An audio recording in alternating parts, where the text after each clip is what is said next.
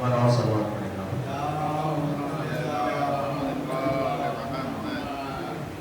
ایک مرتبہ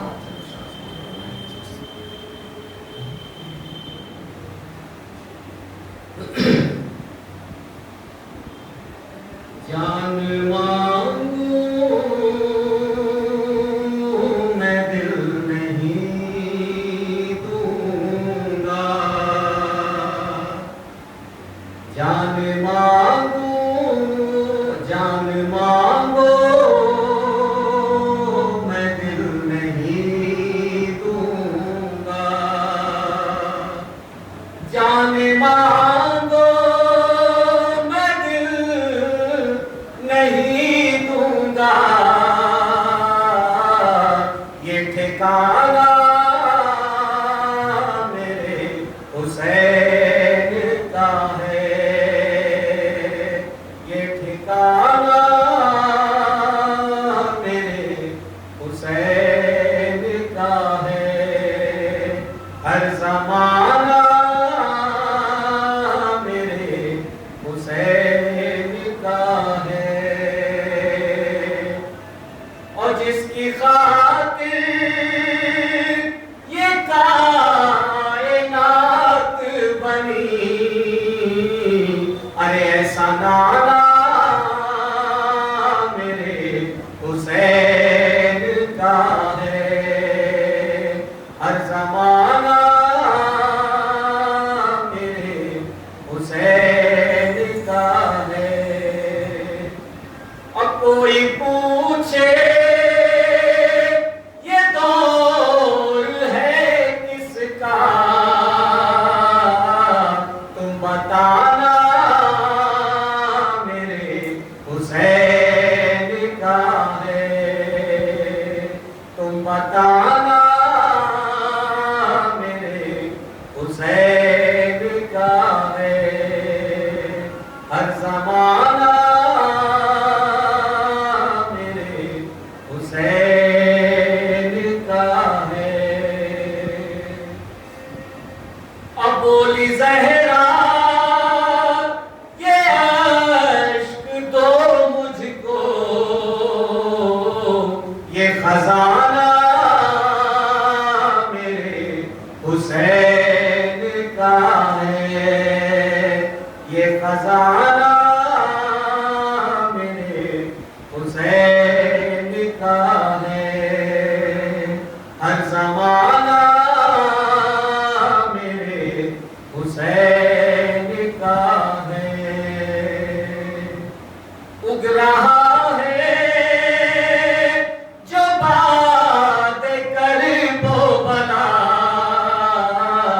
دانا دانا میرے حسین کا ہے. دانا دانا میرے حسین کا ہے. ہر زمانہ میرے حسین کا ہے.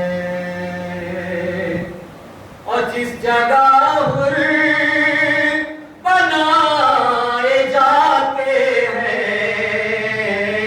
کارخانہ میرے حسین کا ہے.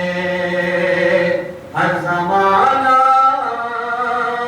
میرے حسین کا ہے.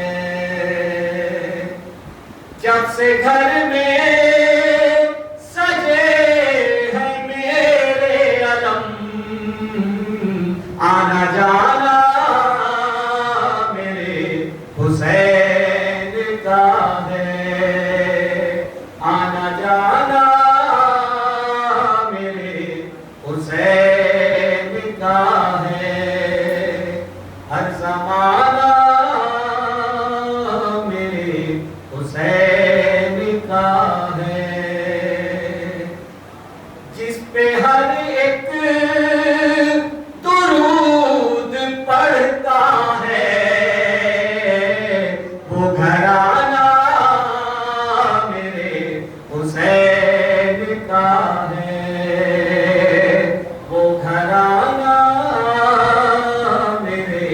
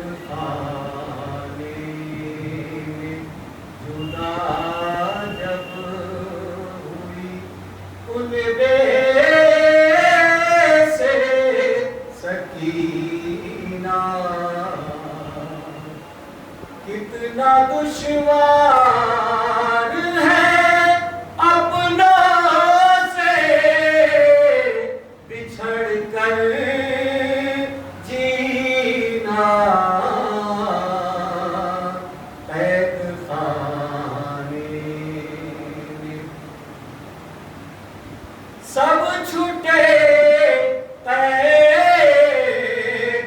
سے ایک میں ہی رہا ہو نہ سکی حسرت دل میں رہی پوری کوئی ہو نہ سکی اپنی قسمت پہ مجھے آتا ہے ہر پل رونا قید خانے میں نیلے رخسار ہے پھٹا کرتا لہو کانوں سے یہ توقع تو نہ تھی ہم کو مسلمانوں سے نانا امت نے تری کر دیا مشکل جینا قید خانے میں واسطے دیتی ہوں بابا سے ملا دے کوئی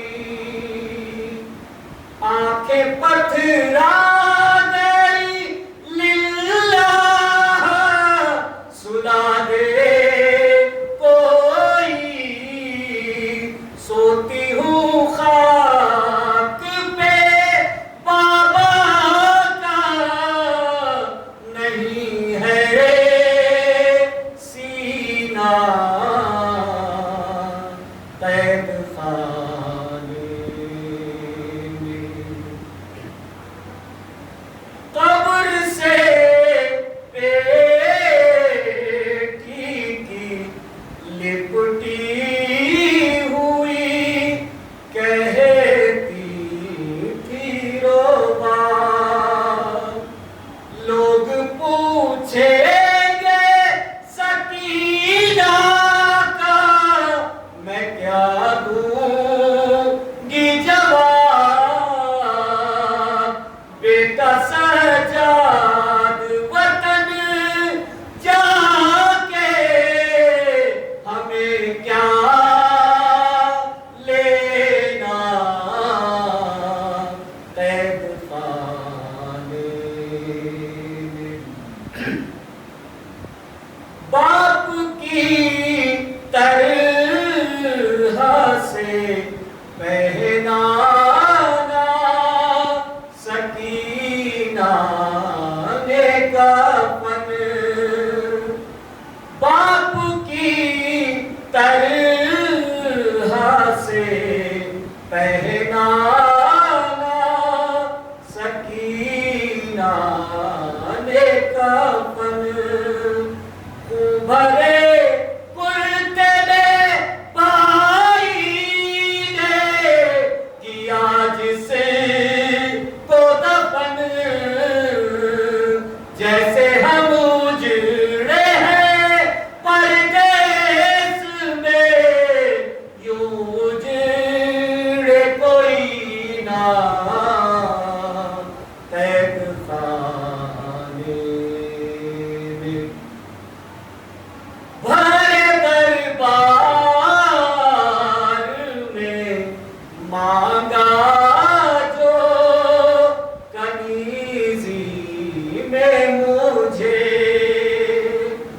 بھرے دربار میں مانگا جو کنیزی میں مجھے سر جھکا ہوئے سجادے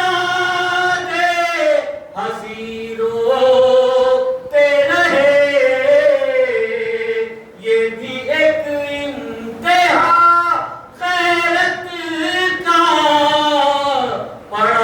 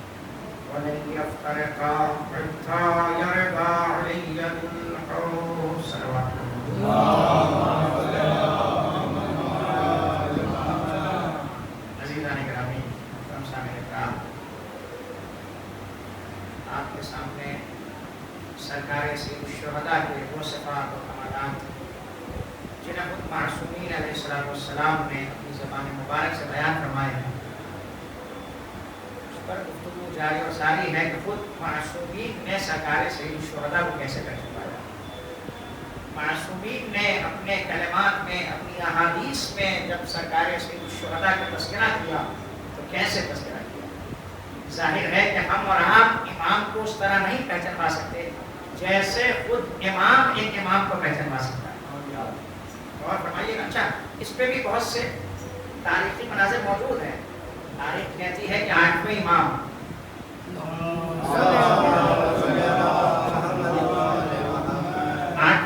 کو جب خراسان کی طرف بلوایا جا رہا تھا، امام کو جب مدینے سے بلوایا جا رہا تھا خراسان کی جانب، تو اس وقت جب امام مدینے سے آئے ہیں اور خراسان پہنچے ہیں تو مرگ کی مسجد میں لوگ امامت کے موضوع پر بحث کر رہے تھے کہ امام کسے کہتے ہیں اور امامت کون سا مرتبہ ہے اور اللہ کس کو امام بناتا ہے، کس کو امام ہونا چاہیے، کس کو امام نہیں ہونا چاہیے. راوی کہتا ہے کہ میں نے مسجد میں یہ بحث اور گفتگو سنی اور سننے کے بعد میں اٹھ کے 8ویں امام کی خدمت میں آیا اور میں نے آ کے کہا مولا شہر کی جامع مسجد میں امامت کے موضوع پر بحث چھڑی ہوئی ہے اور لوگ آپس میں یہ بحث کر رہے ہیں کہ امام کس کو ہونا چاہیے اور کس کو نہیں ہونا چاہیے. راوی کہتا ہے جیسے ہی میں نے آ کے امام سے یہ بیان فرمایا فتبسم، تو پہلے امام مسکرائے اور مسکرا کے مولا نے فرمایا قد جہل القوم وخدعوا عن آرائہم، یہ قوم جاہل ہے اور اپنے نظریات سے دھوکہ کھائی ہوئی ہے. یہ قوم جاہل ہے اور اپنے نظریات سے دھوکہ کھائی ہوئی ہے، اس لیے یہ فیصلہ کرنے بیٹھی ہے کہ کسے امام ہونا چاہیے اور کسے امام نہیں ہونا چاہیے. مولا فرماتا نہیں اس قوم کو یہ حق حاصل نہیں ہے. اس کے بعد امام نے ایک طویل خطبہ ارشاد فرمایا کہ امام کسے کہتے ہیں. مولا فرماتے ہیں الامام کالشمس الطالعۃ المجللۃ بنورھا للعالم وہی فی الافق بحیث لا تنالها الاید والابصار. امام سورج کے مانند ہے جس تک نہ کسی کی نگاہیں پہنچ سکتی ہے، نہ کسی کا ہاتھ وہاں تک جا سکتا ہے، نہ کسی میں جرأت ہے کہ سورج سے اپنی نگاہیں ملا سکے، نہ کسی میں مجال ہے کہ سورج تک اپنے ہاتھ پہنچا سکے. جس طرح دنیا سورج سے نگاہیں ملانے کی طاقت نہیں رکھتی، ویسے ہی کائنات میں کوئی پیدا نہیں ہوا جو امامت کی نگاہوں سے اپنی نگاہ امام سورج کے مانند ہے. لا تنالها الاید والابصار، جہاں تک نہ ہاتھ پہنچ سکتے ہیں، اتنی بلندی کا سورج مانتے ہیں کہ بشر کا ہاتھ وہاں پہنچنے سے قاصر اور نہ ہی انسان کی نگاہیں اس سے نگاہیں ملا سکتی. پھر اس کے بعد مولا نے طویل خطبہ دیا. میں ظاہر ہے کہ وہ میرا موضوع نہیں ہے لہٰذا میں اس پر بات نہیں کرتا. مولا نے لیکن اس خطبے میں کئی مرتبہ مولا نے ایک جملے کو ریپیٹ کیا. ایک جملے کو ہر پیراگراف کے بعد مولا ریپیٹ کرتے تھے اور آپ فرماتے تھے من این اختاروا هذه الجهال الامامۃ بآرائہم. مولا قرآن سے امام کی فضیلتیں سناتے جاتے تھے اور جب فضیلتوں کے پیراگراف ختم ہوتے تھے تو امام ایک جملہ ارشاد فرماتے تھے من این اختاروا هذه الجهال الامامۃ بآرائہم. مولا فرماتے جب امامت اتنا بلند مقام ہے، جب امامت اتنا اعلیٰ اور بالا مرتبہ ہے، تو پھر جاہلوں نے اپنی مرضی سے امام کیسے بنا لیا. تو مولا نے اس پوری روایت میں تحفۃ العقول میں روایت موجود ہے، مولا نے اس روایت میں خود امام کی فضیلت کو بیان کیا. تو ظاہر ہے کہ جتنے بہتر طریقے سے ایک امام کی فضیلت کو بیان کر سکتا ہے، نہ خطیب بیان کر سکتا ہے، نہ شاعر بیان کر سکتا ہے، نہ تجزیہ نگار بیان کر سکتا ہے، نہ صحابی بیان کر سکتا ہے. اس لیے کہ امامت ایک الہی منصب ہے اور یہ اس انسان کی عقل اس الہی منصب کے حقیقی معنی کو کشف کرنے سے حاصل ہے. ہماری اور آپ کی عقلیں واقعی معنوں میں اس منصب کی اہمیت کو درک ہی نہیں کر سکتی. تبھی تو مولا فرما رہے تھے قد جہل القوم، یہ قوم جاہل ہے، وخدعوا عن آرائہم، اپنے نظریات سے دھوکہ کھائی ہوئی. اچھا نماز پڑھیں گے. کل تک جو میں نے آپ کے سامنے گفتگو پیش کی تھی کہ سرکار سید الشہداء نے خود اپنے آپ کو پہچانوایا. جب ولی بن بیت کا مطالبہ کیا تو مولا نے فرمایا انا اہل البیت، انا اہل بیت الکرامہ، ہم وہ خاندان ہیں، ہمارا گھرانہ وہ گھرانہ ہے جسے خدا نے کرامت اور بزرگی عطا کی. ہمارا گھرانہ کرامت والا گھرانہ ہے عجیب و غریب مثالیں موجود ہیں. دیکھیں میں جو بھی پڑھتا ہوں اس کا پوری طریقے سے 100% ذمہ دار ہوں. اور میں نے بعد السلام کے خمسے میں ایک بات کہی تھی کہ پانچویں امام فرماتا ہے ما حدثتکم بشیء فاسألونی این ھذا من کتاب اللہ. پانچویں امام فرماتے تھے کہ جب میں تم سے کوئی بات بیان کروں تو تمہیں یہ حق حاصل ہے کہ تم مجھ سے پوچھو کہ قرآن میں یہ بات کہاں پہ آئی ہے. مولا خود فرماتے تھے جب میں کوئی بات کہوں تو تمہیں یہ حق حاصل ہے کہ تم پوچھو کہ آپ نے جو بیان کیا ہے اس کی دلیل کیا ہے, اس کا منبع کیا ہے, اس کا مدعا کیا ہے, آپ نے یہ بات کہاں سے لی. میں نے اس کے بعد یہ جملہ کہا تھا کہ جب امام نے سامعین کو یہ حق دیا کہ سامعین امام سے پوچھ سکتے ہیں کہ مولا آپ نے جو بیان کیا ہے وہ کہاں سے بیان کیا ہے, تو میرا ہر خطیب کو اپنے سامنے کو یہ حق دینا چاہیے تو وہ خطیب سے یہ پوچھ سکے کہ مولانا آپ نے جو پڑھا ہے وہ کہاں سے پڑھا. لہٰذا آپ کو پوری طرح حق حاصل ہے کہ آپ مجلس کے بعد یہیں پر یا مجھ سے فون پر کسی بھی طریقے سے ایک ایک بات کے بارے میں پوچھ سکتے ہیں کہ مولانا آپ نے جو بات پڑھی ہے یہ بات کہاں سے پڑھی ہے. ظاہر ہے نحن ابناء الدلیل نمیل حیث یمیل, ہم فرزندان دلیل ہیں, ہم وہیں جاتے ہیں جہاں جہاں دلیل ہمیں لے کے جاتی ہے. نحن ابناء الدلیل نمیل حیث یمیل, ہم وہیں جائیں گے جہاں دلیل ہمیں لے کے جائے گی. ایک شروعات پڑھیں گے مولا نے فرمایا انا اہل بیت الکرامہ, ہم وہ خاندان ہیں جسے خدا نے بزرگی عطا کی ہے, اللہ نے کرامت عطا کی. آپ غور فرمائیے چیزوں کرامت سرکار سید الشہداء. آپ دیکھیں امام میدان کربلا میں کھڑے ہیں, حق کا دفاع کر رہے ہیں, امام تلوار چلا رہے ہیں. امام میدان میں جانے کے بعد جب امام نے آواز بلند کی حل میں مبارز ہے کوئی جو مجھ سے مقابلہ کرے, تو ایک شامی لشکر سے نکلا اور نکلنے کے بعد امام سے مقابلہ کرنے کے لیے آیا. پوری توجہ دی جو کرامت حسین ابن علی بزرگواری ہے سرکار سید الشہداء ملاحظہ فرمائیے. جنگ کے میدان میں امام کھڑے ہوئے, امام نے آواز دی ہے کوئی جو مقابلہ کرے, ایک شامی لشکر سے نکل کے آیا. دیکھیں اب یہ بات یہاں پر ایک بات رک کے عرض کر دوں کہ شام والے اس طریقے سے امام کی معرفت نہیں رکھتے تھے جس طرح کوفے والوں کو معرفت حاصل تھی. اس لیے کہ آپ سب جانتے ہیں شام کے لوگوں کو دھوکے میں رکھا گیا تھا, ان پر اہل بیت کے فضائل کو عیاں نہیں ہونے دیا گیا تھا. آپ نے وہ مشہور جملہ تاریخ کا سنا ہے کہ جب مولا کائنات شہید ہوئے تو شام کے لوگوں نے جب یہ بات سنی کہ علی کو مسجد میں سجدے کی حالت میں ضرورت لگی ہے تو یہ پوچھا تھا کہ معاذ اللہ العیاذ باللہ کہ علی مسجد میں کیا کرنے گئے تھے.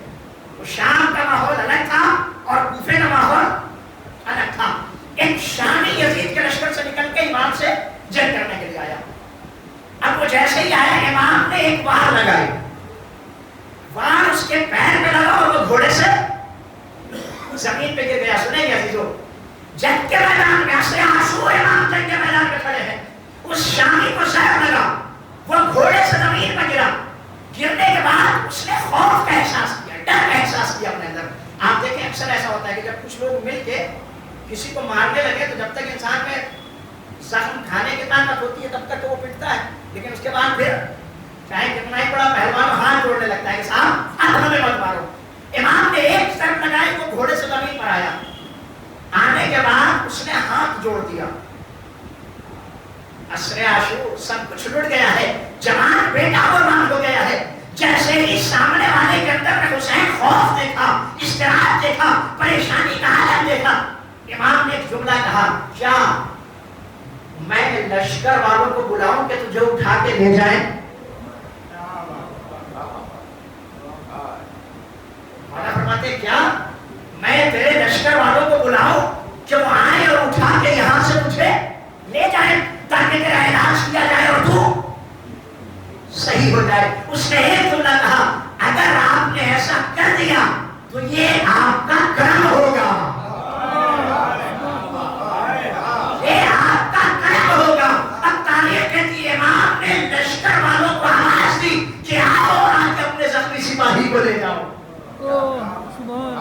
جس نے جوان بیٹے کو اللہ کی راہ میں کھو دیا ہو, اگر وہ میدان میں کھڑا ہو کے دشمن والوں کے سامنے ایسا اخلاق پیش کرے تو پھر اسے یہ کہنے کا حق ہے کہ ہم وہ خاندان ہے جسے خدا کی کرامت عطا کی.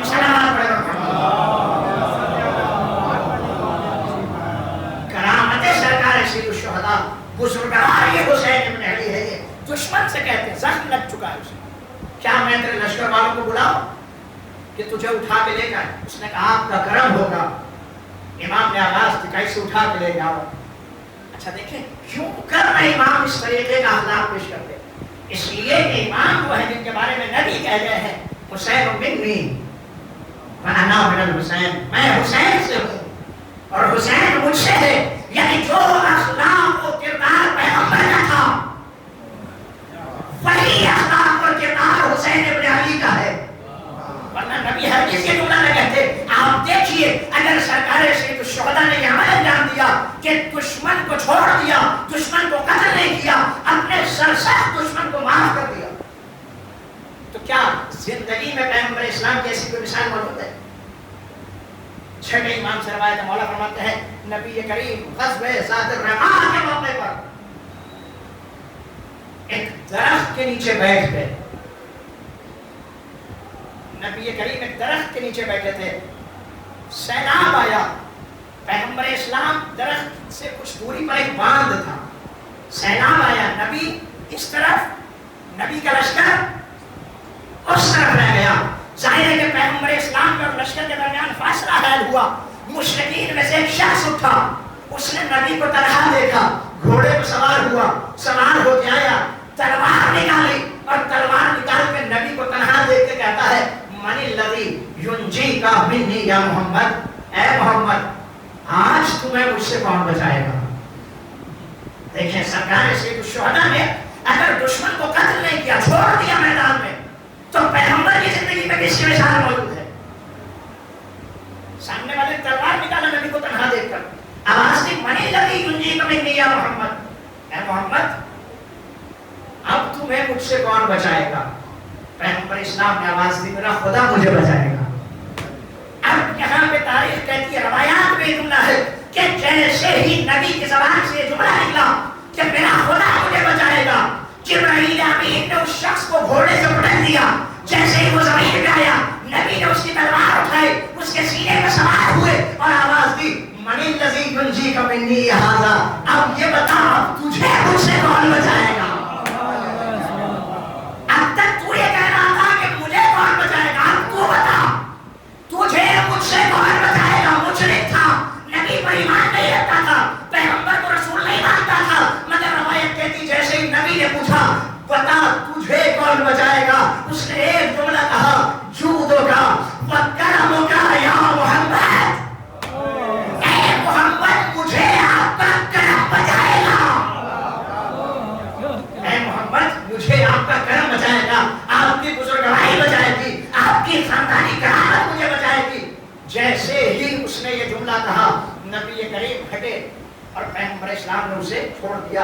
اب اس نے جب نبی کا یہ اخلاق دیکھا تو جو 2 منٹ پہلے تک نبی کو قتل کرنے پہ آمادہ تھا، تلوار لے کے کھڑا ہوا تھا، اس نے اخلاق پیغمبر کو دیکھ کے آواز دی اشہد ان لا الہ الا اللہ و اشہد ان محمد رسول اللہ۔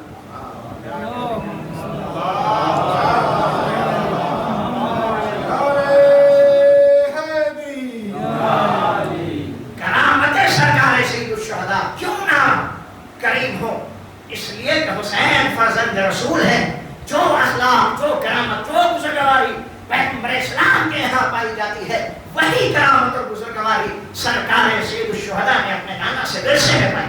ایک سوال پڑھتے ہیں، مولا فرماتے اے ولید تو مجھ سے بیعت کا مطالبہ کرتا ہے، نام اہل بیت الکرامہ، ہم وہ خاندان ہیں جس سے اللہ نے کرامت اور بزرگی عطا کی ہے، وہ معدن الرسالہ، ہم وہ خاندان ہیں جہاں سے رسالت نکل کے دنیا تک پھیلی ہے، ہمارے خاندان سے، ہمارے گھرانے سے رسالت نکلی اور پھر پوری دنیا میں رسالت کا پیغام ہمارے گھرانے سے گیا۔ پھر اس کے بعد مولا فرماتا ہے وَأَعْلَامُ الْحَقِّ، ہم پرچم حق ہیں، ہم نشان حق ہیں، ہم علم حق ہیں، یعنی جہاں ہمیں دیکھنا سمجھ جانا کہ ہم وہی ہم حق کا پرچم ہیں، ہم حق کی نشانی ہیں، ہم حق کے علم بردار ہیں۔ آپ دیکھیں زیارت جامع کبیرہ جو 10ویں امام علی علیہ السلام، 10ویں امام سے زیارت پر بھی ہے. امام نے اس زیارت میں اہل بیت کے فضائل کو بیان کیا. سنیے گا جملہ. مولا فرماتے ہیں اس زیارت میں، مولا فرماتے ہیں والحق معکم وفیکم ومنکم والیکم وانتم اہلہ ومعدنہ. 10ویں امام نے خود اہل بیت کے سلسلے میں فرمایا والحق معکم، حق آپ کے ساتھ ہے، وفیکم آپ کی ذات میں حق ہے، ومنکم آپ کی ذات سے حق ہے، وَإِلَيْكُمْ آپ کی ذات تک جا کے حق منتہی ہو جایا کرتا ہے. حق آپ کے ساتھ ہے، آپ کی ذات میں ہے، آپ کی ذات سے نکلتا ہے، آپ کی ذات پہ آ کے ختم ہوتا ہے. وَأَنْتُمْ أَهْلُهُ، اے اہل بیت رسالت آپ اہل حق ہے، وَمَعْدِنُهُ آپ معدن حق ہے. میں نے آپ کے سامنے اس کے معدن کہاں جہاں سے خزانہ نکلتا ہو اس جگہ کو معدن کہتے ہیں. جس جگہ سے حق کا خزانہ نکلے اس جگہ کو اہل بیت کا گھرانہ کہتے ہیں. ایک شہوات پڑھ کوئی صورت بچی اس جملے میں، کوئی آپشن حق کے لیے کوئی آپشن باقی نہیں رہ گیا. مولا فرماتے ہیں والحق معکم، 10ویں امام نے فرمایا حق آپ کے ساتھ ہے، وفیکم آپ کی ذات میں ہے، ومنکم آپ کی ذات سے ہے، وإلیکم آپ کی ذات پہ جا کے حق ختم ہوتا ہے. حق کی برگشت، حق کی واپسی آپ کی ذات کی طرف ہے. وانتم اہلہ آپ اہل حق ہیں، ومعدنہ آپ معدن حق. اور فرمائیے یعنی معصوم بھی حق ہے، کلام معصوم بھی حق ہے، ارشادات معصوم بھی حق ہے. اسی لیے ہمارے فقہ میں ہم صرف معصومین کے اقوال کو حجت نہیں مانتے. صرف اور صرف ہمارے یہاں معصوم کا قول حجت نہیں ہے. 3 چیزیں، قول معصوم حجت ہے، فعل معصوم حجت ہے. معصوم نے جو کہا وہ حجت، جو کیا وہ حجت. لیکن بات یہیں پہ ختم نہیں ہوئی. ایک اصطلاح اور ہے علم اصول کی، تقریر معصوم حجت ہے. یعنی معصوم کے سامنے کوئی کام انجام دیا گیا اور معصوم اس کام پر خاموش رہ گئے.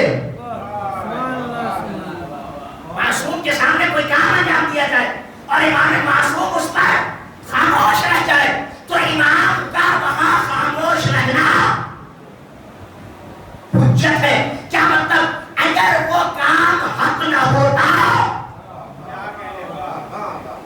تو امام خاموش نہیں رہتے. امام کا خاموش رہنا. اسی لیے فقہی مسائل میں جہاں بہت ساری چیزوں سے استنباط کیا جاتا ہے، احکام الہی کو نکالا جاتا ہے، اللہ کے شریعت کے مسائل کو نکالا جاتا ہے، عکس کیا جاتا ہے. جہاں قول معصوم سے مسئلے نکلتے ہیں، جہاں فعل معصوم سے مسئلے نکلتے ہیں، وہیں معصوم کی تائید سے بھی فقہا استنباط کرتے ہیں. کیا مطلب؟ یعنی یہ کہ اگر کسی شخص نے معصوم کے سامنے کوئی عمل انجام دیا اور امام معصوم نے اس پر کوئی اعتراض نہیں کیا تو فقہا کہتے ہیں اس کا مطلب یہ ہے کہ وہ عمل جائز تھا. اس لیے کہ اگر جائز نہ ہوتا تو کبھی معصوم اس پر خاموش نہ رہتے.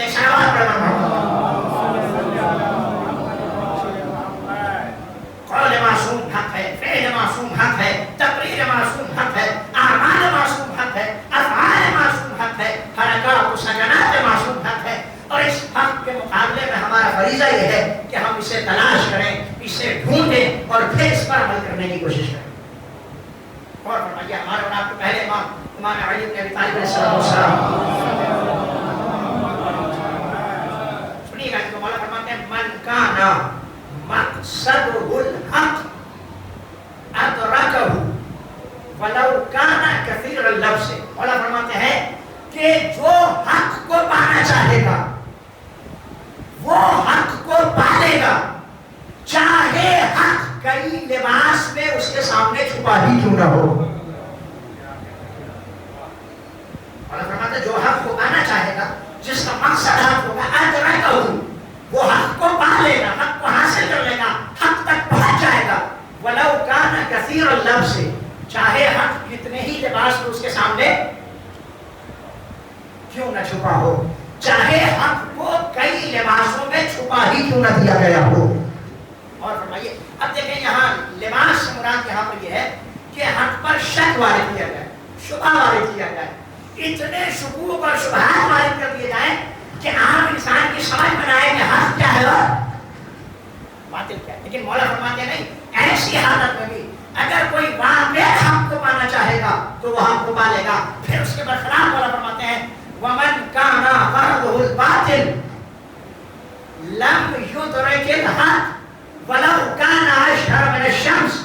मौला फरमाते हैं, और जो बातिल को पाना चाहेगा, जिसका मकसद ही बातिल तक पहुंचना हो, वो कभी हक को नहीं पा सकता, चाहे हक सूरज से ज्यादा रोशन ही उसके सामने क्यों ना हो।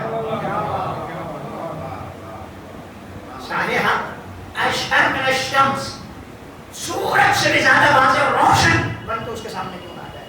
चूंकि इंसान ने पाना ही नहीं चाहा हक को, लिहाजा नहीं पा सकता। एक सलावत पढ़ने की दुआ।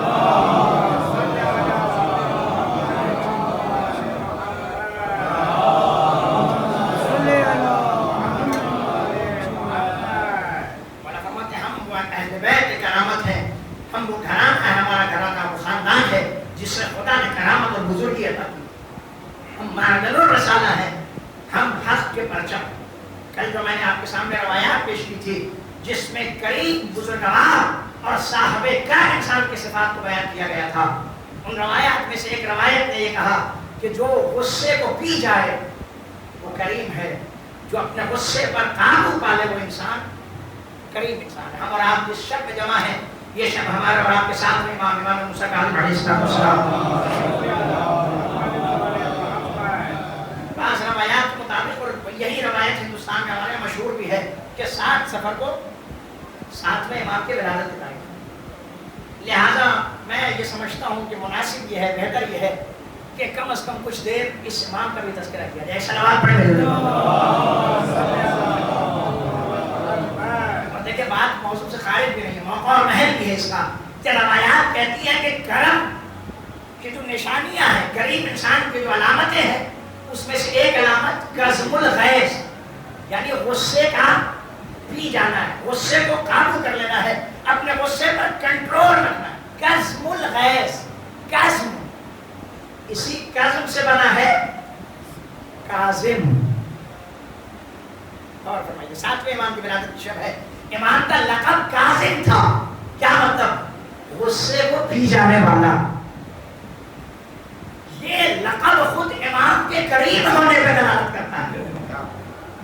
इतना गुस्सा पिया अपनी जिंदगी में, इतना अपने नफ्स पे काबू रखा, इतना अपने गुस्से पर कंट्रोल किया कि आपका लक़ब ही काज़िम पड़ गया।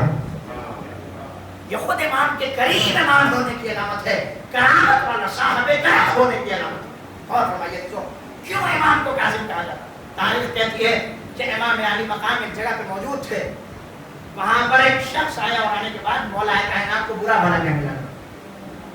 जाहिर है कि 7वें इमाम के सामने मौला कायनात को बुरा भला कह रहा था। असहाब उठे और उठ के चाहा कि उसे मारे पीटे, उसकी सरमनिश करें, तंबीह करें, उसे समझाएं कि तुम जो काम कर रहे हो ये गलत काम है।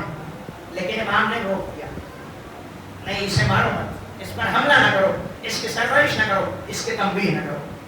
कुछ देर के बाद वो इंसान वहां से उठा, उठने के बाद अपने खेत में चला गया। सुनिएगा क्यों इमाम को काज़िम कहा जाता? वो इंसान अपने खेत में चला गया। वो इंसान जब अपने खेत में पहुंचा तो कुछ देर के बाद इमाम वहीं पहुंचे जहां वो खेती कर रहा था। अब जब उसने इमाम को आते हुए देखा तो फरियाद करने लगा। उसने समझा कि शायद इमाम हमारी खेती को नुकसान पहुंचा दे, लिहाजा फरियाद करने लगा, चिल्लाने लगा कि हमारा खेत लुट जाएगा, हमारी खेती तबाह बर्बाद हो जाएगी। इमाम उसके करीब गए और जाने के बाद इमाम ने उससे पूछा कि तूने इस खेत पे कितना खर्च किया, पौधा लगाने में कितना खर्च किया है? कहने लगा 100 दीनार। इमाम ने पूछा कितना कमा लेगा फायदा? कहने लगा मुझे इल्म गैब नहीं है। और फरमाते फिर एक अंदाजा बता। कहना 100 दीनार लगाया है, 200 दीनार कमा लूंगा। इमाम ने फौरन एक थैला निकाला और उस थैले से 300 दीनार निकाल उस इंसान को दिया। ये कौन इंसान था? جو تھوڑی دیر پہلے مولا کائنات کو برا بھلا کہہ رہا تھا. امام نے اسے 300 دینار دیا اور دینے کے بعد کہا سن تیری کھیتی سے جو فائدہ ملنے والا تھا وہ تو تجھے مل گیا, پہلے ہی میں نے دے دیا, اب جو فائدہ اس کھیت سے پہنچے گا وہ ڈبل فائدہ تیرے لیے ہو جائے گا. جیسے ہی اس شخص نے امام کے اس رفتار کو دیکھا, تاریخ کہتی ہے کہ امام مسجد کی طرف وہاں سے جا رہے تھے, یہ دوڑتا ہوا پہلے سے مسجد پہنچ گیا اور مسجد پہنچ کے امام کے آنے کے انتظار میں بیٹھا تھا. جیسے ہی امام مسجد میں وارد ہوئے یہ اپنی جگہ سے اٹھا اور اٹھنے کے بعد اس نے قرآن کی ایک آیت پڑھی جس میں خدا ارشاد فرماتا ہے اللہ اعلم حیث یجعل رسالتہ, خدا بہتر جانتا ہے کہ کسے ہادی اور نمائندہ بنا کے بھیجنا ہے. خدا بہتر جانتا ہے کہ کہاں اپنی رسالت کو قرار دینا ہے, کسے ہاتھی بنانا ہے, کسے نمائندہ بنا کے بھیجنا ہے. آپ نے دیکھا آنے والا آپ کے ابا و اجداد کو گالی دے رہا تھا, برا بھلا کہہ رہا تھا, مگر امام نے کیسے غصے پر صرف غصے کو ضبط ہی نہیں کیا. جو بات میں کلام کے سامنے عرض کی تھی کہ قرآن نے تو فارمولہ بیان کیا ہے. پہلا فارمولہ یہ ہے کہ غصہ کنٹرول کرو, دوسری بات معاف کرو, تیسری بات احسان بھی کر دو. امام نے غصے پر قابو کیا, سامنے والے کو معاف کیا, اور وہ 300 دینار جو وہ کھیتی سے کمانے والا تھا احسان کے طور پر امام نے پہلے ہی اسے عطا کر دیا. ایک سلام پڑھنا اور فرمائیے جو ساتھ میں امام غریب امام تھے, آپ صاحب کرم تھے, کرامت اور بزرگی آپ کی وجود میں آپ کی ذات اقدس میں پائی جاتی. آپ غصے پر اتنا قابو کرتے تھے کہ آپ کا لقب ہی کاظم پڑ گیا, غصے کو بھی جانے والا. میں ایک روایت ساتھ میں وہاں کے آپ کے خدمت پیش کرنا چاہتا ہوں.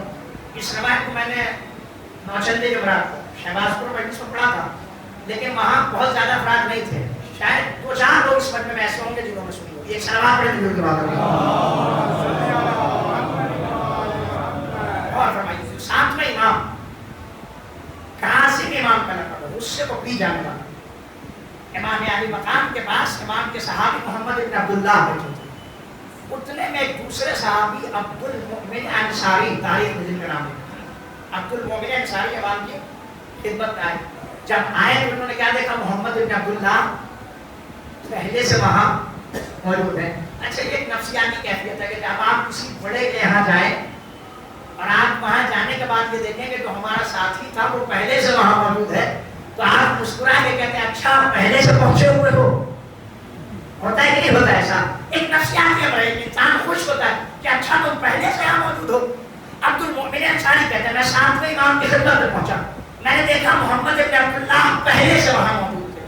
فتبسمت الیہ, تو میں نے انہیں دیکھ کر اپنے چہرے پر مسکراہٹ کے آثار لائے, میں مسکرایا.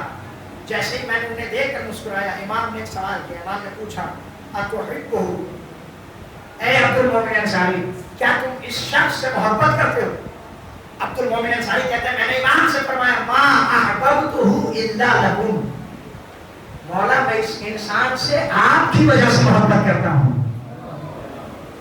ساتھی نفع اور فائدے کے لیے محبت نہیں, آپ کی وجہ سے, چونکہ یہ آپ سے محبت کرتا ہے لہذا میں اس سے محبت کرتا ہوں. امام نے فرمایا ہے عبد المؤمن انصاری سنو, ایک مومن دوسرے مومن کا بھائی ہوا کرتا ہے. اور اس کے بعد سنیے گا جو 6 چیزیں امام نے بیان فرمائی. سلام پڑھیں مل کے بعد ساتھ میں امام کے روایت مولا فرماتے ہیں سنو, ملعون ملعون من اتهم اخاه, اے عبد المؤمن انصاری سنو, ملعون ہے وہ انسان جو اپنے مومن بھائی پر تہمت لگائے. ایک بار نہیں کہا مولا نے, ملعون ملعون 2 مرتبہ فرمایا مولا.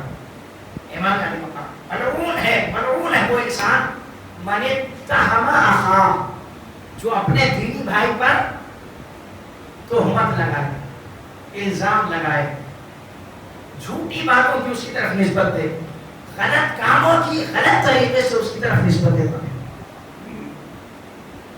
اور فکر کا مقام ہے, سوچنے کا مقام ہے کہ امام نے اپنی زبان سے 2 مرتبہ فرمایا ملعون ملعون. من اتهم اخاه، ملعون ہے وہ انسان جو کسی پر تہمت اور الزام لگاتا ہے۔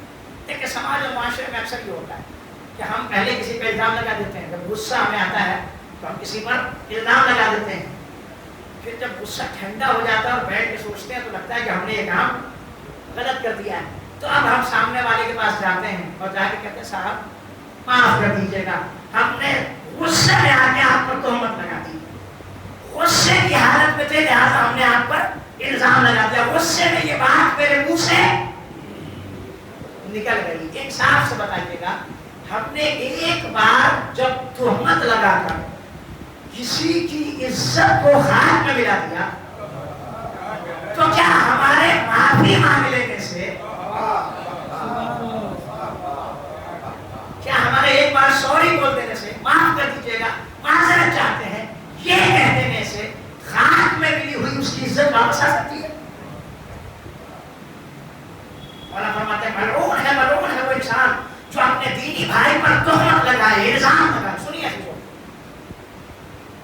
دو دوست تھے، ایک دوست نے دوسرے دوست پر تہمت لگا دی، الزام لگا دیا، پھر جب بعد میں اسے احساس ہوا کہ ہم نے تو یہ غلط کام کر دیا تو اپنے دوست کے پاس آیا اور آگے کہنے لگا کہ بھائی مجھے معاف کر دو، میں نے تم پر الزام لگا دیا، تہمت لگا دی، غلط کاموں کی غلط طریقے سے تمہاری طرف نسبت دے دی۔ اس کے دوست نے کہا میں تمہیں معاف کر دوں گا لیکن ایک شرط ہے، پوری توجہ سے میں تمہیں معاف کر دوں گا، تہمت کے بدلے معاف کر دوں گا، الزام کے بدلے معاف کرنے پر تیار ہوں، لیکن ایک شرط ہے۔ کہا ٹھیک ہے میں شرط قبول کرنے کے لیے تیار ہوں۔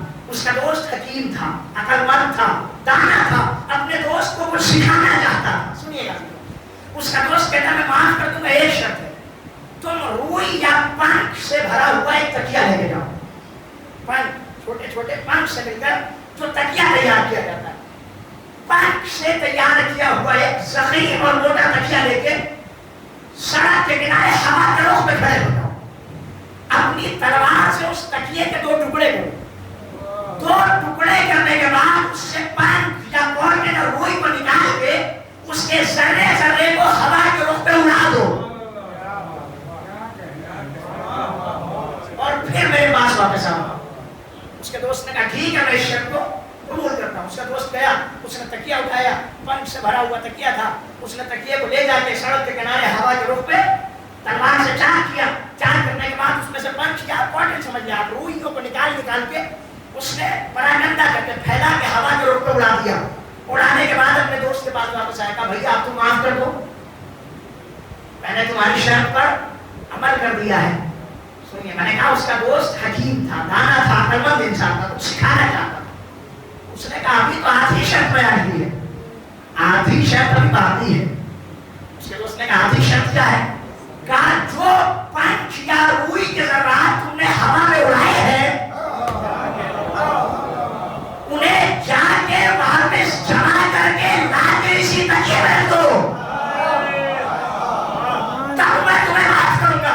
اس کا دوست گیا، تھوڑی دیر تک کھڑا رہا، اس سے یہ کام ممکن نہ ہو سکا، پنکھ کے ذرات کو اکٹھا نہ کر سکا، روئی کے ٹکڑوں کو سمیٹ نہ سکا، واپس اپنے دوست کے پاس آیا، کہنے لگا ان پنکھوں کو، ان روئی کے ٹکڑوں کو ہوا میں اڑانا تو بہت آسان تھا،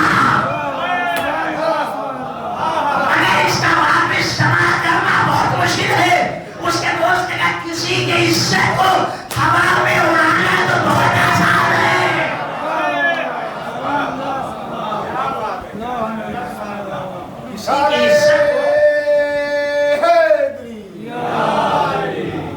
کسی کے حصے کو پنکھوں کے مانے، روئی کے ذرات کے مانے ہوا میں اڑانا تو بہت آسان ہے، مگر واپس سمیٹ کے عزت اسے دینا ناممکن کام ہے۔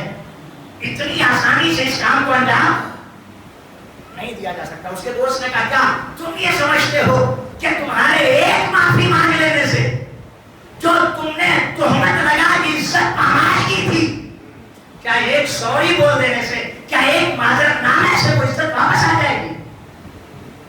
یاد رکھیں جیو، کہیں ایسا نہ ہو کہ ہم غصے میں کسی پہ تہمت لگا دیں اور کہیں کیا بتائیں صاحب چونکہ غصے میں تھے لہٰذا مجھ سے یہ بات نکل گئی۔ نہیں عزیزو، ہم لاکھ غصے میں ہوں، پہلا مرحلہ مرحلہ تو یہ ہے کہ اپنے غصے کو ہی کنٹرول کیجیے. دوسرا مرحلہ یہ ہے کہ اگر پوری طریقے سے آپ غصے کو کنٹرول نہیں کر پا رہے ہیں، کم سے کم اپنی زبان کو اس حساب سے چلائیے کہ کسی پر تہمت نہ لگ جائے. ایک شہبان پڑے ملعون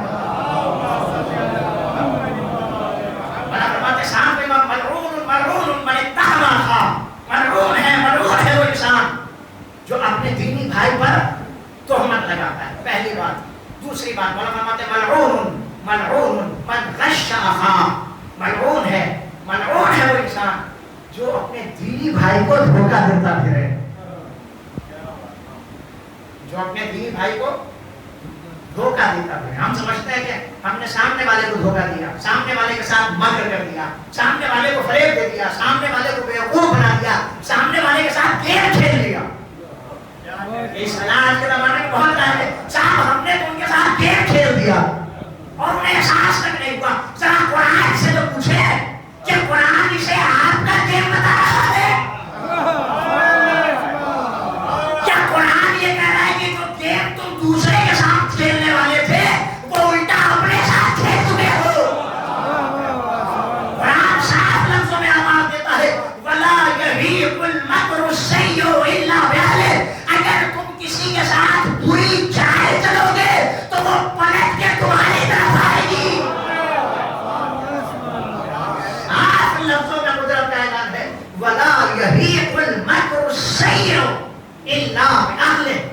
بری چال، برا پلان، برا گیم جو ہم کسی کے ساتھ کھیل کے اپنے آپ کو ہوشیار سمجھتے ہیں، خدا کہہ رہا ہے کہ گیم پلٹ کے تمہاری طرف واپس آئے گا. یہ چال پلٹ کے تمہیں نقصان پہنچائے گی، یہ مکر خود تمہیں نقصان پہنچائے گا، یہ فریب تمہیں نقصان پہنچائے گا. تم سمجھتے ہو کہ تم دھوکہ دے رہے ہو جبکہ خدا کی نگاہ میں تم دھوکہ کھا رہے ہو. ایک سلام پڑھنے کے لیے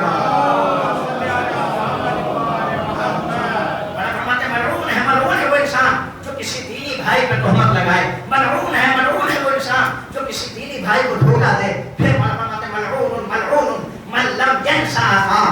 ملعون ہے وہ انسان جو اپنے دینی بھائی کی خیر خواہی نہ چاہے، اپنے دینی بھائی کو نصیحت نہ کرے، اس کے لیے اچھا نہ سوچے، اس کے لیے خیر نہ سوچے. صاحب ہمارے گھرانے کا بچہ تھوڑی ہے جہنم میں جانا ہے تو جانے دیجیے. یہ اسلامک آئیڈیالوجی نہیں ہے کہ ہمارے گھر کا بچہ نہیں ہے تو جہنم میں جاتا ہے تو جائے. نہیں، ملعون ہے وہ انسان جو اپنے دینی بھائی کے لیے خیر نہ سوچے، اچھا نہ سوچے، اسے نصیحت نہ کرے، اسے موعظہ نہ کرے. آپ دیکھیں جناب لقمان حکیم کو آپ بخوبی جانتے ہیں. جناب لقمان نے اپنے بیٹے سے فرمایا تھا علیک بقبول الموعظہ والعمل بها. اے بیٹا تم پہ لازم ہے کہ تم نصیحت کو قبول کرو اور پھر اس پہ عمل کرو. فإنها عند المؤمن أهدى من العسل. اس لیے کہ نصیحت اور دینی بات مومن کے لیے شہد سے زیادہ شیریں ہے. وعند المنافق. اس کے بعد جناب لقمان فرماتے ہیں اے بیٹا سنو، اور یہ دینی باتیں نصیحت موعظہ منافق کے لیے اسقل من صعود الدرجۃ علی الشیخ الکبیر. جتنا ایک بوڑھے انسان کے لیے سینے سے چڑھ کے چھت پہ جانا سخت ہے، منافق کے لیے نصیحت سننا اس سے زیادہ سخت ہے. مومن کے لیے نصیحت کا سننا شہد سے زیادہ شیریں، لیکن منافق کے لیے نصیحت خیر خواہی، وہ انسان جو آپ کے بارے میں اچھا سوچے، آپ کے بارے میں اچھی سوچ رکھتا ہے، آپ کو جہنم کی آگ سے نجات دلانا چاہتا ہے، اس کی باتوں کو سننا. اور پھر اگر سن کے برا لگے تو جناب لقمان فرماتے ہیں منافق کے لیے دینی باتوں کا کو سننا ایسے سخت ہے جیسے کسی بوڑھے انسان کا زینے اور سیڑھی سے چڑھ کے چھت پہ جانا سخت. 3 بات ہوئی. پھر اس کے بعد مولا فرماتے ہیں ملعون من لم یستأثر علی اخیہ. مولا فرماتے ہیں ملعون ہے وہ انسان جو اپنے بھائی کو اپنے اوپر مقدم نہ رکھے. مقدم نہ رکھنے کا مطلب کیا ہے؟ صرف جسے صرف اور صرف اپنی فکر ہو، صرف اور صرف اپنی فکر ہو، ایثار کا جذبہ جس کے اندر نہ ہو. ایثار کا مطلب کیا ہے؟ من لم یستعصر، آپ دیکھیں ایثار یستعصر لفظ آپ دیکھ رہے ہیں، کلمہ ملتا جلتا ہے، ایک ہی مصدر اور ایک ہی مبنی سے دونوں لفظ ہیں. جو دوسروں کو اپنے اوپر مقدم نہ کریں، ہر جگہ یہ سوچے کہ پہلے ہم پہنچ جائیں اور ہمیں مل جائے، باقی کسی کو ملے یا نہ ملے. قرآن نے ایثار کو مومن کی صفت بتایا ہے. آپ دیکھیں قرآن مجید میں بھی اس کا تذکرہ ہے کہ جب مکے سے پیغمبر اسلام کے ساتھ لوگوں نے ہجرت کی اور ہجرت کر کے مدینے آئے ہیں، تو ظاہر ہے کہ ایک لشکر نبی کے ساتھ مکے سے مدینے آیا تھا، جن کے پاس نہ گھر ہے، نہ مکان ہے، نہ رہنے کا ٹھکانہ ہے، نہ کھانے کو غذا ہے، نہ پینے کے لیے پانی ہے. اب اگر مدینے والے ایثار نہ کرتے تو یہ مہاجرین کہاں جاتے؟ اور فرمایا نبی نے جب مکے میں ہجرت کی ہے اور نبی کے ساتھ جن لوگوں نے ہجرت کی، ظاہر ہے کہ ان کے لیے کوئی ٹھکانہ نہیں تھا مدینے میں، لیکن جب یہ مدینے آئے ہیں تو قرآن نے انصار کی تعریف کی ہے، مدینے والوں کی تعریف کی اور تعریف کر کے آواز دی یؤثرون علی انفسہم. یہ لوگ وہ لوگ تھے جو اپنے نفس سے گزر گئے، خود بھوکے رہ گئے مگر ہجرت کر کے آنے والوں کو کھانا کھلایا، اپنے گھر میں ہجرت کر کے آنے والے دینی بھائیوں کو جگہ دی، اپنے دینی بھائیوں کے لیے رہنے سہنے کا انتظام کیا، جبکہ انہیں خود ضرورت تھی. قرآن کہتا ہے انہیں خود بھی ضرورت تھی، لیکن انہوں نے اپنی ضرورتوں کو نظر انداز کر دیا، اپنی ضرورتوں کو بھول گئے اور اپنے دینی بھائیوں کی ضرورتوں کو بھول گئے. امام فرماتے ہیں ملعون ہے وہ انسان جو اپنے دینی بھائیوں پر ہر جگہ اپنے آپ کو ختم رکھتا ہے، سوچتا ہے کہ میں پہلے پہنچوں اور مجھے ہی سب کا سب مل جائے. سلوات پڑھنے کے لیے پھر اس کے بعد اللہ فرماتے ہیں ملعون من احتجب عن اخیہ. ملعون ہے وہ انسان جو لوگوں سے پردہ کرتا پھرتا ہے. من احتجب، آپ خود لفظ دیکھیں اور ترجمہ سمجھیں. احتجب حجاب، اللہ فرماتے ہیں ملعون ہے وہ انسان جو لوگوں سے پردہ کرتا پھرتا ہے، چھپتا پھرتا ہے، بچ کے نکلتا پھرتا ہے. کیوں؟ تاکہ کہیں کوئی کچھ مانگ نہ لے، کہیں کوئی ضرورت مند میرے سامنے دست سوال دراز نہ کرتے، کہیں کوئی روک کے مجھ سے کسی چیز کا مطالبہ نہ کرتے. لیکن جب کورونا میں لوگوں پر زندگی ساتھ ہوئی تو پھر ہم نے دونوں طرح کی مثالیں دیکھی. کچھ ایسے لوگ تھے جو جی کھول کے بانٹ رہے تھے، چھپ کے لوگوں کی مدد کر رہے تھے، مگر وہی کچھ ایسے بھی تھے جو چھپ کے بچ کے نکل رہے تھے. قرآن کہتا ہے، امام فرماتے ہیں ملعون من احتجب عن اخیہ. ملعون ہے وہ انسان جو لوگوں سے چھپتا پھرتا ہے، بچ کے نکلتا پھرتا ہے کہ کہیں کوئی کچھ مانگ نہ لے، کہیں کوئی دست سوال دراز نہ کرتے. دیکھیں یہ عقل مند کی نشانیاں نہیں ہیں. ایک روایت ہے جس میں عقل مند کی 10 نشانیاں بیان ہوئی ہیں. اس میں معصوم نے فرمایا، آج امام علی بن موسیٰ علیہ السلام فرماتے ہیں عقل مند انسان کی 10 نشانیاں. بہت جلدی ہے 10 نشانیاں. پہلی نشانی عقل مند انسان کی مولا فرماتی ہیں الخیر منہ معمول، جس سے خیر کی امید کی جائے، نیکی کو امید کی جائے. اگر آپ اسے سامنے سے آتے ہوئے دیکھیں تو یہ کہیں کہ کچھ خیر ہی ہوگا، اچھا ہی ہوگا. والشر منہ معمول، الخیر منہ معمول والشر منہ معمول. مولا فرماتے ہیں کہ جب عقل مند انسان کو ہے کہ جب لوگ اسے آتے ہوئے دیکھیں تو یہ سوچیں کہ خیر ہے، کچھ اچھا ہے، بہتر ہی کچھ ہوگا. اور جب اسے آتے ہوئے دیکھیں تو یہ سمجھیں کہ ہاں ہم شر سے بچے ہوئے ہیں، شر سے محفوظ ہیں. جسے دیکھ کر مومن اپنا راستہ بدل دے، جس کے خوف سے مومن راستہ تبدیل کر دے، امامت کی نگاہ میں وہ عقل مند انسان اپنی ایک زبان میں اپنی نگاہ میں ہوگا بہت بڑا دبنگ، لیکن امام کی نگاہ میں وہ انسان عقل مند نہیں ہے جسے دیکھ کر لوگ راستہ بدلنے میں مجبور ہو جائے. صاحب آ رہا ہے تو ستا کے جائے گا، آ رہا ہے تو پریشان کر کے جائے گا، آ رہا ہے تو 2-4 گالیاں سنا کے جائے گا. پھر اس کے بعد مولا فرماتے ہیں عقل مند انسان کی علامت و نشانی یہ ہے یستکثر قلیل الخیر من غیرہ.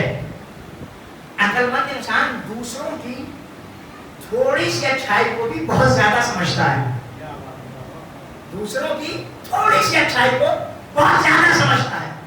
وَيَسْتَقِلُّ كَثِيرَ الْخَيْرِ مِن نَفْسِهِ، اور اپنی بہت زیادہ اچھائیوں کو بھی بہت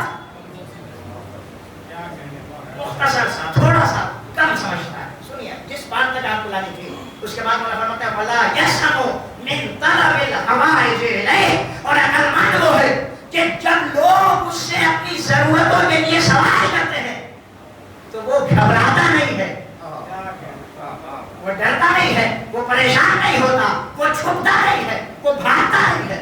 میں نے آپ کے سامنے بارہ عرض کیا، کیوں؟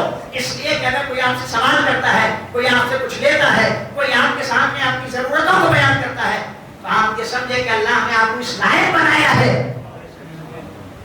کہ لوگ آپ سے آگے اپنی ضرورتیں بیان کر رہے ہیں، اور پھر ظاہر ہے کہ جو یہاں لے رہا ہے وہ کئی گنا وہاں واپس دے دے گا۔ سلام پڑھنے کے بعد ملعون ہے وہ انسان جو لوگوں کو دیکھ کر چھوٹا پھر۔ آخری فقرہ روایت کو اور اس کے بعد مسائل پہ چلتے ہیں۔ مولا فرماتے ہیں ملعون ملعون مانے ملعون ہے وہ انسان جو پیٹھ پیچھے اپنے دینی بھائیوں کی برائیاں کرتا پھرے، غیبتیں کرتا پھرے، لوگوں کی برائیاں کرتا پھرے، لوگوں کے بارے میں الٹی سیدھی باتیں کرتا پھرے۔ اچھا ایسا ہی ہوتا ہے کہ ہم کسی کی برائی کو کسی سے بیان کرتے ہیں، اور اگر کوئی ٹوک دے کہ صاحب غیبت کیوں کر رہے ہو، تو کہتے ہیں بھیا جو برائی اس میں ہے اسے ہی تو بیان کر رہے ہیں۔ جناب جو ہو اسی کے بیان کرنے کا نام غیبت ہے۔ جو برائی نہیں ہے اور آپ نے بتا دی تو وہ تو تہمت اور الزام ہو گیا، جو اس سے بھی بدتر گناہ ہے۔ تو یہ کہ یہ برائی کسی کے اندر ہے لہذا ہم اسے بیان کرتے پھرے، کسی کی برائی کا کسی سے بیان کرنا غیبت ہے۔ کب؟ جب وہ برائی موجود ہوگا، نہیں ہے تو پھر تہمت اور الزام ہے۔ سنیے گا اس کو، ہمارے قرآن کے چوتھے امام امام زین العابدین علیہ السلام مولا فرماتے ہیں اگر تم لوگوں کے ان عیوب کو بیان کرتے پھرو گے جو ان میں پائے جاتے ہیں، اگر تم لوگوں کی ان برائیوں کو بیان کرو گے جو ان میں پائی جاتی ہے، تو وہ تمہاری طرف وہ باتیں منسوخ کر دیں گے جو تم میں نہیں پائی جاتی۔ لیکن ہوتا ہے سماج میں، صاحب غور کیجیے گا، میں آپ سے ہم نے ایک صاحب کے بارے میں لوگوں سے بہت کچھ بتا دیا کہ صاحب یہ ایسے ہیں، بے نمازی ہیں، روزہ نہیں رکھتے، دین پر عمل نہیں کرتے، شریعت پر عمل نہیں کرتے، اور گھر میں جھگڑا اور فساد کرتے ہیں اور لڑائی کرتے ہیں، یہ کرتے ہیں وہ کرتے ہیں۔ ساری باتیں ہم نے ایک صاحب کے بارے میں جو ان میں پائی جاتی تھی، سچ تھی، کسی سے بیان کر دی۔ اس انسان کو پتہ چل گیا کہ میں نے اس کی برائیاں لوگوں سے بیان کی ہے، اور فرمائی گا تو اب اس انسان کا نیچر کیا کہتا ہے، اس کی طبیعت کیا ہوتی ہے، اس کا مزاج کیا ہوتا ہے؟ صاحب آپ نے اتنی برائیاں ہماری بیان کر دی، ہم بھی آپ کا شجرہ کھلا لیں گے اور ڈھونڈ کے کہیں نہ کہیں سے کچھ نکالیں گے، اور پھر ہم بھی آپ کی برائیاں نکال کے لوگوں سے بیان کریں گے۔ یہ کب ہوتا ہے؟ جب سامنے والا تھوڑا بہت دیندار انسان ہو۔ اگر دیندار ہوگا تھوڑا بہت تو وہی بات کہے گا جو آپ کے بیک گراؤنڈ میں اسے نظر آئی ہو، اور اگر بالکل بے دین ہوگا اور اسے آپ کے پورے کیریئر میں کہیں کچھ نہیں ملے گا تو ایک بات اٹھائے گا اور اٹھا کے زبردستی آپ کی دامن سے چپکائے گا اور چپکا کے پورے محلے میں پھیلا دے گا۔ مولا فرماتے ہیں اگر تم لوگوں کی ان برائیوں کو بیان کرو گے جو ان میں پائی جاتی ہے تو وہ ان برائیوں کو تم سے منسوخ کر دیں گے جو تم میں نہیں پائی جاتی۔ ایسا اکثر و بیشتر ہوتا ہے کہ لوگ پھر ڈھونڈ کے نکالنا شروع کر دیتے ہیں، صاحب کچھ نہ کچھ تو ملے گا ہی۔ پیدا ہوتے ہی معصوم تو اس دنیا میں آئے تھے، لیکن آنے کے بعد جیسے ماں کے شکم سے آئے تھے ویسے ہی نہیں رہے، کچھ نہ کچھ تو گناہ کیا ہی ہوگا۔ ساتھ میں امام موسیٰ کاظم علیہ السلام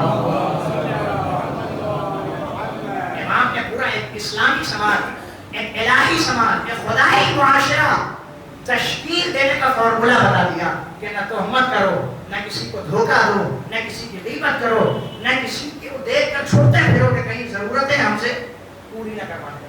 لیکن اس میں جتنی باتیں تھیں سب سماجی باتیں ہیں، معاشرتی باتیں ہیں جس کا سماج اور معاشرے میں اثر پڑتا ہے۔ اللہ والوں کا کارنامہ ہی یہ تھا، ان کی زندگی کا مقصد یہ تھا، ان کی زندگی کا مشن یہ تھا، ہدف یہ تھا کہ سماج اصلاحی سماج ہو، سماج اسلامی سماج ہو، سماج خدائی سماج ہو، معاشرہ الہی معاشرہ ہو۔ سرکار سید الشہداء کا قیام بھی اس کے لیے تھا۔ امام نے خود آواز دی کہ میں اپنے نانا کی امت کی اصلاح کرنے کے لیے نکلا ہوں۔ اور چاہے اصلاح کرنے کے لیے مجھے جتنی بھی قربانیاں دینی پڑے میں قربانیاں دینے کے لیے تیار ہوں. اگر علی اکبر کے سینے میں برچھی لگنے سے میرے نانا کا دین بچ جائے تو حسین اپنے جوان بیٹے کو قربان کرنے کے لیے تیار ہے. اگر علی اصغر کو شہید ہونا پڑے تب پھر حسین اپنے نانا کے دین کو بچانے کے لیے علی اصغر کی قربانی دینے کے لیے تیار ہیں. اگر نانا کا دین نبی کے گھرانے کی عورتوں کے سروں سے چادریں چھن جانے سے بچ جاتا ہے تو یہ بیویاں اپنی چادریں قربان کرنے پہ تیار ہیں. پر کسی طرح پیغمبر اسلام کا دین بچ جائے, خدا کا نام بچ جائے, قرآن مجید باقی رہ جائے, قرآن پر عمل کرنے والے باقی رہ جائے, اسلام باقی رہ جائے, اسلام کا نام باقی رہ جائے.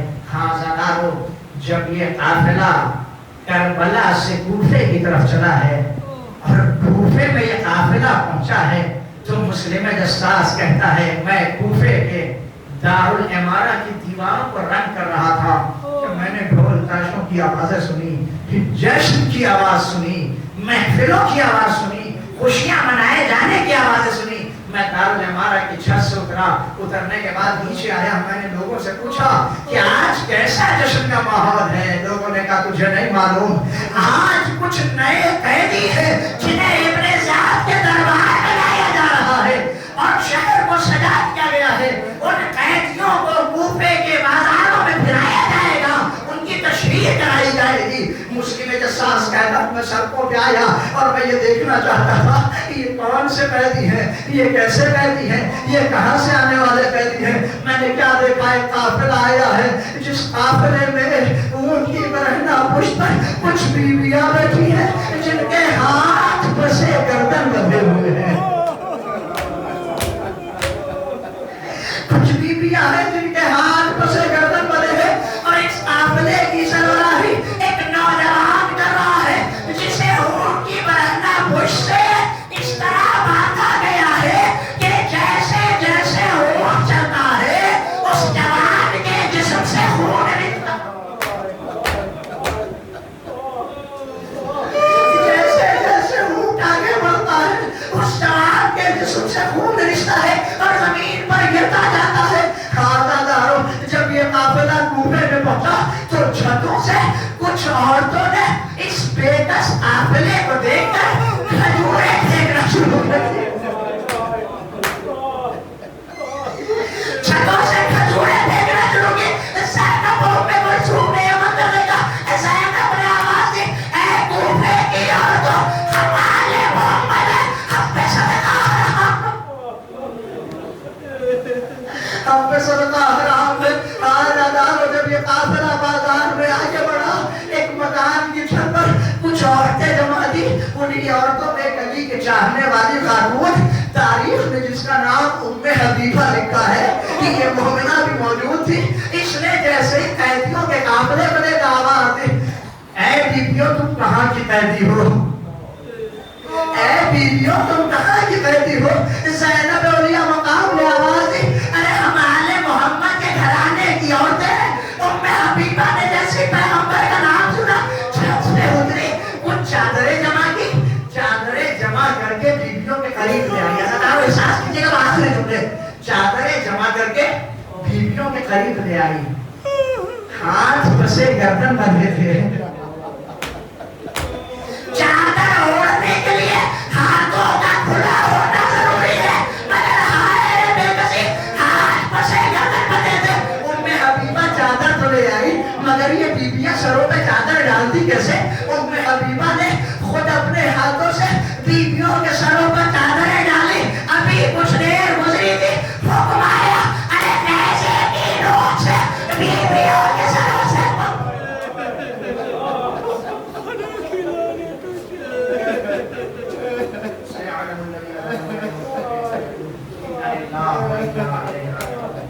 ہماری مختصر سی عبادت قبول فرما.